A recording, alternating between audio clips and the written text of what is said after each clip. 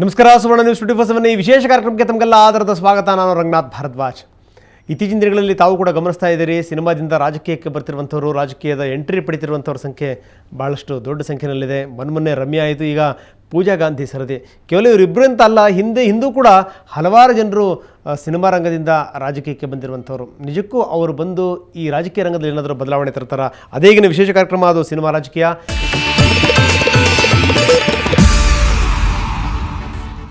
ನಾನು ಹೇಳ್ತಾ ಇದ್ದೆ, ಬಹಳಷ್ಟು ಜನ ಈಗಾಗಲೇ ಸಿನಿಮಾ ರಂಗದಿಂದ ರಾಜಕೀಯ ರಂಗದ ಕಡೆಗೆ ಹೆಜ್ಜೆ ಹಾಕ್ತಾ ಇದ್ದಾರೆ. ಏನಾದರೂ ಬದಲಾವಣೆ ತರಬೇಕು ಅನ್ನುವಂಥದ್ದು ಬಹುಶಃ ಅವರ ಉದ್ದೇಶ ಆಗಿರ್ಬೋದು. ಆದರೆ ಇವರ ಆಗಮನದಿಂದ ಎಷ್ಟರ ಮಟ್ಟಿಗೆ ಬದಲಾವಣೆ ಆಗುತ್ತೆ, ಹಿಂದೆ ಬಂದವರು ಯಾರು, ಈಗ ಬರ್ತಿರೋರು ಯಾರು, ಮುಂದೆ ಬರೋರು ಯಾರು, ಅದಕ್ಕೆ ಸಂಬಂಧಪಟ್ಟಂಥದ್ದು ಈಗಿನ ವಿಶೇಷ ಕಾರ್ಯಕ್ರಮ, ಅದು ಸಿನಿಮಾ ರಾಜಕೀಯ.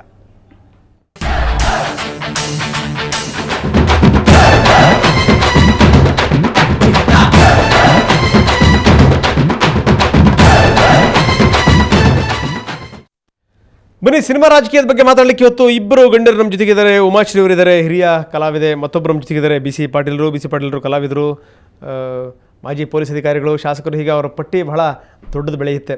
ಸೊ ಇಬ್ಬರ ಜೊತೆ ಸಾಕಷ್ಟು ಮಾತಾಡ್ತೀನಿ. ಹಲವಾರು ಜನರು ನಮಗೆ ಲೈವ್ ಮುಖಾಂತರ ಬರ್ತಾರೆ, ಜೊತೆಗೆ ಫೋನ್ ಮುಖಾಂತರ ಕೂಡ ಮಾತಾಡ್ತಾರೆ, ಜೊತೆಗೆ ಬೇರೆ ಬೇರೆ ಕಲಾವಿದರು ಕೂಡ ಮಾತಾಡಿರುವಂಥದ್ದು ಕೂಡ ಇದೆ. ಹಾಗಾದರೆ ಹಿಂದಿನ ಕೆಲವೊಂದು ಘಟನಾವಳಿಗಳನ್ನು ನೋಡಿದ್ರೆ, ಹಿಂದೆ ಬಂದಿರುವಂಥ ಸಂಖ್ಯೆ ನೋಡಿದ್ರೆ, ಯಾರ್ಯಾರು ಬಂದಿದ್ದಾರೆ, ಎಷ್ಟರ ಮಟ್ಟಿಗೆ ಸಕ್ಸಸ್ ಆಗಿದ್ದಾರೆ, ಬನ್ನಿ ಒಂದು ವರದಿ ನೋಡೋಣ. ಸಿನಿಮಾ ಅಂದ್ರೆ ಗ್ಲಾಮರ್ ದುನಿಯಾ, ಆದ್ರೆ ರಾಜಕೀಯ ಅದಕ್ಕೆ ತದ್ವಿರುದ್ಧವಾದ ರಂಗ. ಹಾಗಿದ್ರೂ ಈ ಎರಡು ರಂಗಗಳಿಗೆ ಅದೇನೋ ನಂಟು. ಸಿನಿಮಾ ರಂಗದಲ್ಲಿ ಸ್ವಲ್ಪ ಹೆಸರು ಮಾಡ್ತಿದ್ದಂತೆ ಅವರ ಮುಂದಿನ ಆಯ್ಕೆಯೇ ರಾಜಕೀಯ. ಕನ್ನಡದ ಮಳೆ ಹುಡುಗಿ ಪೂಜಾ ಗಾಂಧಿ ಸಹ ಈಗ ಅಧಿಕೃತವಾಗಿ ರಾಜಕೀಯಕ್ಕೆ ಎಂಟ್ರಿ ಆಗಿದ್ದಾರೆ. ಕೆರಿಯರ್ನ ಶುರುವಿನಲ್ಲಿ ಒಂದಷ್ಟು ಸಕ್ಸಸ್ಫುಲ್ ಸಿನಿಮಾ ಕೊಟ್ಟ ಪೂಜಾಗೆ ನಂತರ ನಟಿಸಿರುವ ಎಲ್ಲಾ ಸಿನಿಮಾಗಳು ಕೈಕೊಟ್ವು. ಚಿತ್ರರಂಗದಲ್ಲಿ ನಿಧಾನವಾಗಿ ಫಾರ್ಮ್ ಕಳೆದುಕೊಳ್ತಿದ್ದ ಪೂಜಾ ಅದೇ ಕಾರಣಕ್ಕೋ ಏನೋ ರಾಜಕೀಯ ಪ್ರವೇಶ ಮಾಡಿದ್ದಾರೆ.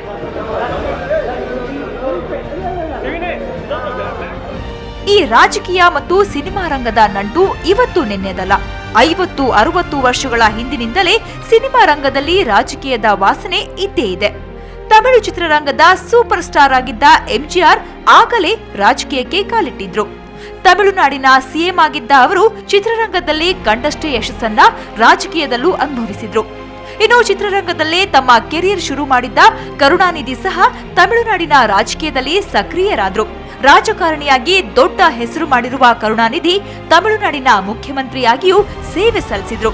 ಇನ್ನು ತಮಿಳುನಾಡಿನ ಹಾಲಿ ಮುಖ್ಯಮಂತ್ರಿ ಜಯಲಲಿತಾ ಸಹ ಮೊದಲು ಕೆರಿಯರ್ ಶುರು ಮಾಡಿದ್ದು ನಟಿಯಾಗಿ.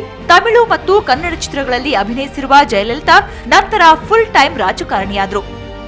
ತಮಿಳು ನಟರಾದ ವಿಜಯಕಾಂತ್, ಶರತ್ ಕುಮಾರ್, ರಾಧಿಕಾ ಹೀಗೆ ಸಿನಿಮಾ ರಂಗದಲ್ಲಿ ಸಕ್ಸಸ್ ಆದ ಅನೇಕರು ರಾಜಕೀಯದಲ್ಲಿದ್ದಾರೆ. ಇನ್ನು ತೆಲುಗು ಚಿತ್ರರಂಗಕ್ಕೆ ಬಂದ್ರೆ ಮೊದಲು ಕೇಳಿ ಬರುವ ಹೆಸರು ಎನ್.ಟಿ. ರಾಮರಾವ್. ತೆಲುಗು ಚಿತ್ರರಂಗದಲ್ಲಿ ಸೂಪರ್ ಸ್ಟಾರ್ ಆಗಿದ್ದ ಎನ್ಟಿಆರ್ ರಾಜಕೀಯದಲ್ಲಿ ದೊಡ್ಡ ಅಲೆ ಎಬ್ಬಿಸಿದವರು. ರಾಜಕೀಯದಲ್ಲಿ ಭರ್ಜರಿ ಹೆಸರು ಮಾಡಿದ ಅವರು ಮುಖ್ಯಮಂತ್ರಿಯಾಗಿಯೂ ಸೇವೆ ಸಲ್ಲಿಸಿದ್ರು. ಮೆಗಾಸ್ಟಾರ್ ಚಿರಂಜೀವಿ ತಮ್ಮದೇ ಪ್ರಜಾರಾಜ್ಯಂ ಪಕ್ಷ ಕಟ್ಟಿ ರಾಜಕೀಯದಲ್ಲಿ ತೊಡಗಿಸಿಕೊಂಡಿದ್ದಾರೆ. ಇನ್ನು ವಿಜಯಶಾಂತಿ ಸಹ ಆಂಧ್ರದ ರಾಜಕೀಯದಲ್ಲಿ ಸಕ್ರಿಯರಾಗಿದ್ದಾರೆ. ಇನ್ನು ಹಿಂದಿ ಚಿತ್ರರಂಗದಲ್ಲೂ ಸಹ ರಾಜಕೀಯದ ಚುಂಬಕ ಗಾಳಿ ಬೀಸಿದೆ.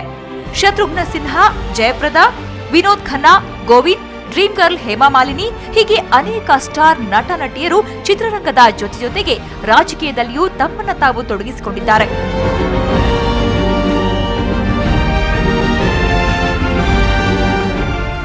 ಇದಿಷ್ಟು ಪರಭಾಷೆಯ ಕಥೆಯಾದ್ರೆ ಕನ್ನಡ ಚಿತ್ರರಂಗಕ್ಕೂ ರಾಜಕೀಯದ ನಂಟು ಬಹಳ ವರ್ಷಗಳಿಂದಲೇ ಇದೆ.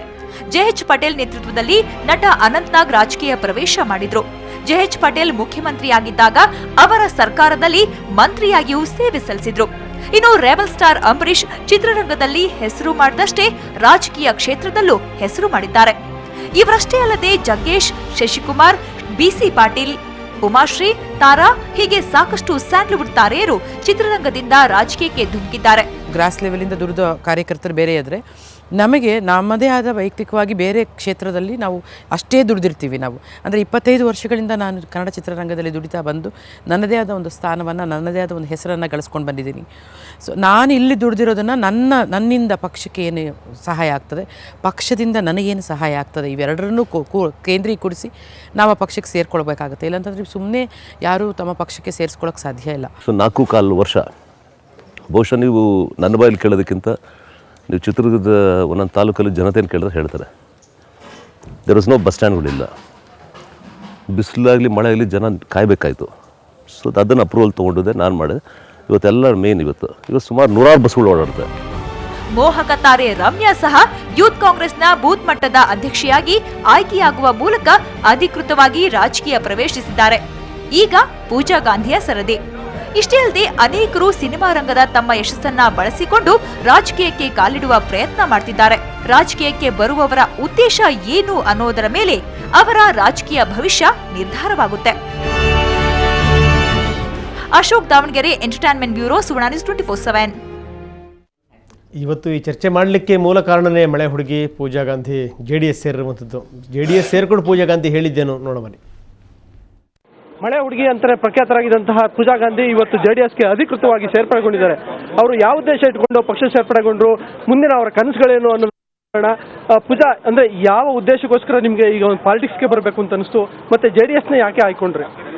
ನಾನು ಫಸ್ಟ್ ಹೇಳೋಕೆ ಇಷ್ಟಪಡ್ತೀನಿ, ಮೊದಲನೇದಾಗಿ ನಾನು 2-3 ವರ್ಷದಿಂದ ತುಂಬಾ ಸೋಷಿಯಲ್ ಆಕ್ಟಿವಿಟೀಸಲ್ಲಿ ಪಾರ್ಟಿಸಿಪೇಟ್ ಮಾಡಿದ್ದೀನಿ. ಆ್ಯಂಡ್ ಇವತ್ತು ನಾನು JDSಗೆ ಸೇರಬೇಕಾದ್ರೆ ಅದು ಒಂದು ಪಕ್ಷ ಅಂದರೆ ಒಂದು ಕಾಮನ್ ಮ್ಯಾನ್ ಮನಸ್ಸಲ್ಲಿ ಒಳಗಡೆ ಇದ್ದಾರೆ. ನನಗೆ ಗೊತ್ತು ಮಾನ್ಯಶ್ರೀ ದೇವೇಗೌಡ ಅವ್ರ ಬಗ್ಗೆ ಮತ್ತು ಮಾನ್ಯಶ್ರೀ ಕುಮಾರಸ್ವಾಮಿ ಅವ್ರ ಬಗ್ಗೆ, ಹೇಗೆ ಅವರು ಇಷ್ಟೊಂದು ಲೈಫಲ್ಲಿ ಶ್ರಮ ಪಟ್ಟು ಜೀವನದಲ್ಲಿ ಮೇಲೆ ಬಂದಿದ್ದಾರೆ.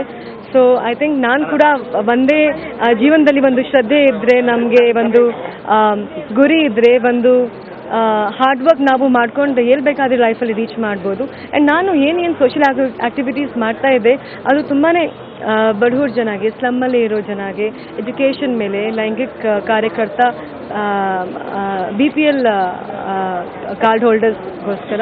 ಸೊ ಅಂದರೆ ಒಂದು ನನಗೆ ಜನತಾ ದಳ ಪಕ್ಷದು ನಾನು ಇಷ್ಟೊಂದು ಅವ್ರ ಬಗ್ಗೆ ತಿಳ್ಕೊಂಡಿದ್ದೀನಿ ಅಂದರೆ, so I think it is the only party that will give me the platform to do something, serve the society. And I think ಒಂದು ಸೆಲೆಬ್ರಿಟಿ ಆಗಿ ನನಗೆ ಕರ್ನಾಟಕ ಸ್ಟೇಟ್ ನನಗೆ ಇಷ್ಟೊಂದು ಲವ್, ಇಷ್ಟೊಂದು ಅಫೆಕ್ಷನ್ ಕೊಟ್ಟಿದ್ದಾರೆ. ಅಂದರೆ ನಾನು ಒಂದು ನಾರ್ತ್ ಇಂಡಿಯಾದಿಂದ ಬಂದಿರೋ ಹುಡುಗಿ, ನನಗೆ ಹೇಗೆ ನನ್ನ ಸಿನಿಮಾನ ಒಪ್ಕೊಂಡಿದ್ದಾರೆ, ನನ್ನನ್ನು ಒಪ್ಕೊಂಡಿದ್ದಾರೆ, ಇಷ್ಟೊಂದು ಪ್ರೀತಿ ಕೊಡ್ತಾರೆ ನನಗೆ. So I think I owe it back. ಇದು ನನ್ನ ಜವಾಬ್ದಾರಿ. ಅಂದರೆ ನಾನು ಇವತ್ತು ಆಚೆ ಬಂದ ಮೇಲೆ ಸೊಸೈಟಿಗೆ ಸರ್ವ್ ಮಾಡೋಕೆ ಪ್ರಯತ್ನ ಪಡ್ತಾ ಇದ್ದೀನಿ.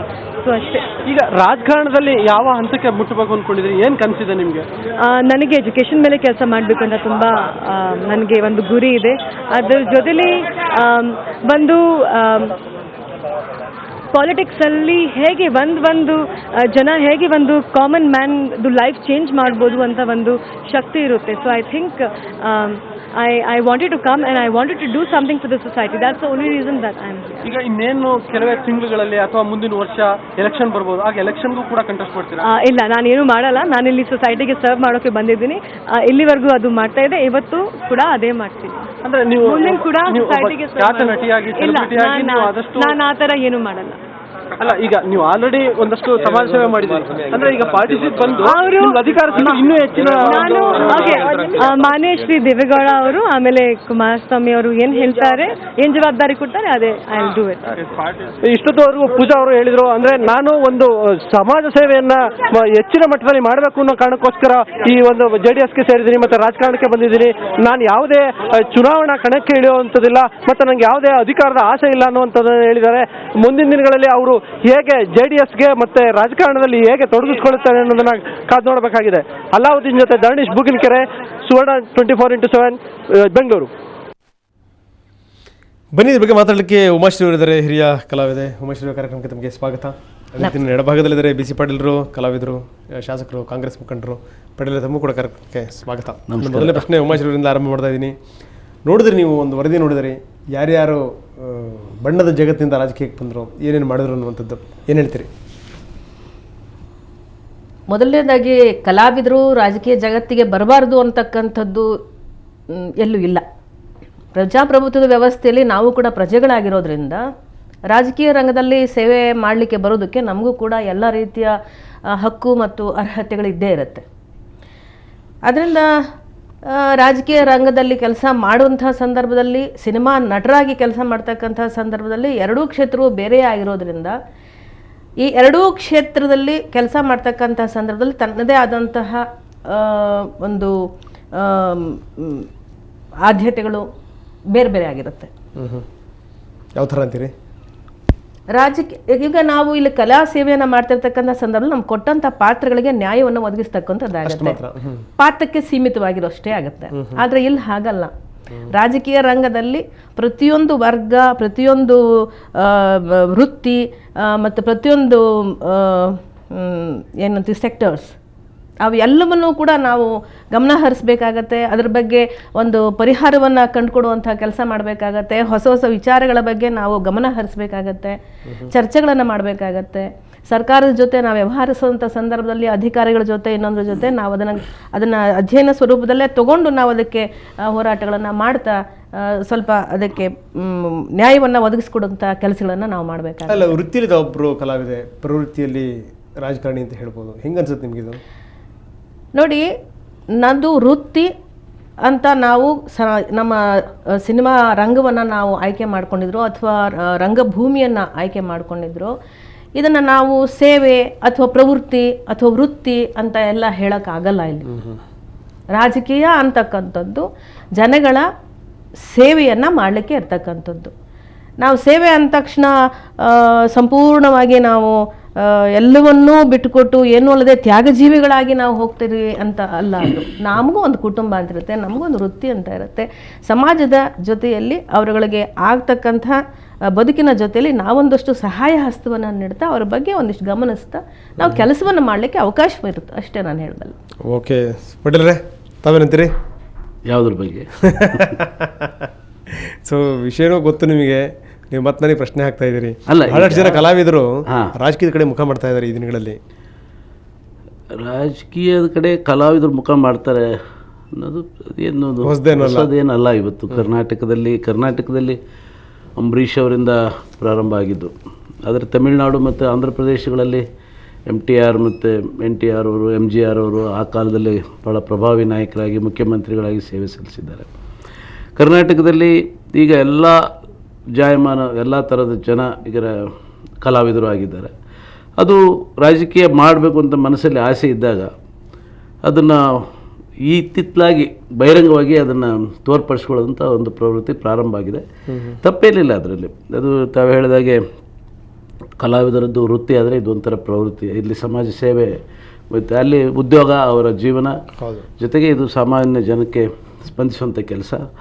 ಬಟ್ ರಾಜಕೀಯಕ್ಕೆ ಕಲಾವಿದರು ಬಂದಾಗ ಭಾಳ ಸ್ವಲ್ಪ ಸುಲಭ ಆಗುತ್ತೆ ಅಂತ ನನ್ನ ಭಾವನೆ. ಯಾಕೆ ಅಂತ ಹೇಳಿದರೆ ನಾವು ಭಾಳ ಜನ ಸಾಮಾನ್ಯವಾಗಿ ರಾಜಕೀಯದಲ್ಲಿ ಏನಾದರೂ ಒಂದು ಸಭೆ ಸಮಾರಂಭವನ್ನು ಮಾಡಬೇಕು ಅಂತ ಹೇಳಿದರೆ ನಾವು ನೋಡಿದ್ವಿ, ಎಲ್ಲ ದುಡ್ಡು ಕೊಟ್ಟು ಜನನ ಕರೆಸ್ತಾಯಿದ್ರು. ನಾವುಗಳು ಹೋದಾಗ ನಾವು ಯಾರೂ ದುಡ್ಡು ಕೊಟ್ಟು ಕರೆಸೋಂಥ ಅವಶ್ಯಕತೆ ಇಲ್ಲ, ಜನ ತಾವಾಗೇ ಸೇರ್ತಾಯಿದ್ರು. ಸೇರಿದಾಗ ನಮ್ಮ ನಡವಳಿಕೆ, ನಮ್ಮ ನಡೆ ನುಡಿ, ನಾವು ಯಾವ ರೀತಿ ಅವರಿಗೆ ಸ್ಪಂದಿಸ್ತೀವಿ ಅನ್ನೋದನ್ನು ಅವ್ರ ಮನಸ್ಸು ಮೇಲೆ ಪರಿಣಾಮ ಆದಾಗ ಆ ಜನ ಪರವಾಗಿಲ್ಲ ಅವ್ರನ್ನ ಆಯ್ಕೆ ಮಾಡ್ಬೋದು ಅಂತ ಆಯ್ಕೆ ಮಾಡಿದ್ದಾರೆ. ಅದಕ್ಕೆ ನಾನು ಒಂದು ಉದಾಹರಣೆ ಅಂತೇಳಿ ಹೇಳಿದರೆ ತಪ್ಪಾಗಲಿಕ್ಕಿಲ್ಲ. 2 ಬಾರಿ ಬರೀ. ಆದರೆ ನಮಗೆ ಭಾಳ ಜನರದ್ದು ಒಂದು ಟೀಕೆಗಳು ಬಂತು. ಮೊದಲು ರಾಜಕೀಯಕ್ಕೆ ಹೋದಾಗ ರಾಜಕೀಯ ವ್ಯಕ್ತಿಗಳು ಸಿನಿಮಾ ಬಣ್ಣ ಹಚ್ಕೊಂಡವರು, ಡ್ಯಾನ್ಸ್ ಮಾಡೋಂಥವ್ರು ಇವರೆಲ್ಲ ಬಂದು ಜನರ ಸೇವೆ ಮಾಡ್ತಾರ ಅಂಥೇಳಿ ವಿರೋಧ ಪಕ್ಷದವರು ಟೀಕೆ ಮಾಡಿದ್ದುಂಟು.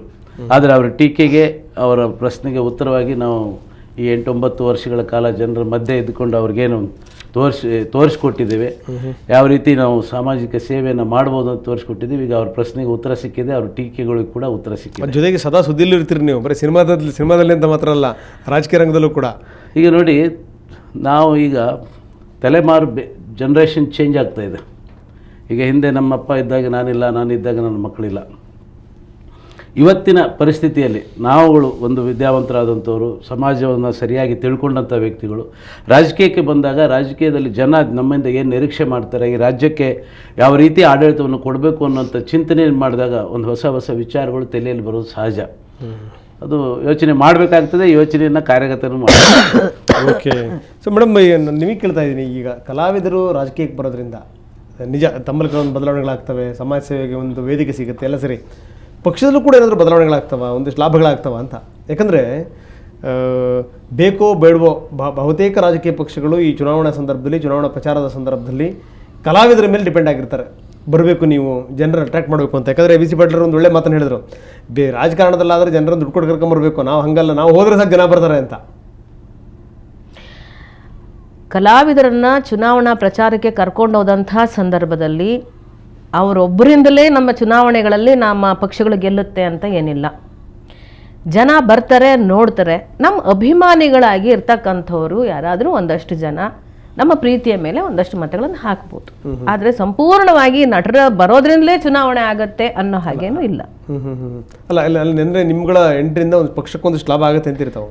ಸ್ವಲ್ಪ ಮಟ್ಟಿಗೆ ಆಗ್ಬೋದು, ಒಂದಷ್ಟು ಮತಗಳು ಅಷ್ಟೇ. ಅಷ್ಟೇ. ಓಕೆ, ಮತ್ತಷ್ಟು ನಾನು ನಿಮ್ಮ ಜೊತೆಗೆ ಚರ್ಚೆ ಮಾಡ್ತೀನಿ. ಒಂದು ಸಣ್ಣ ವಿರಾಮದ ನಂತರ ಚರ್ಚೆಯನ್ನು ಮುಂದುವರಿಸೋಣ.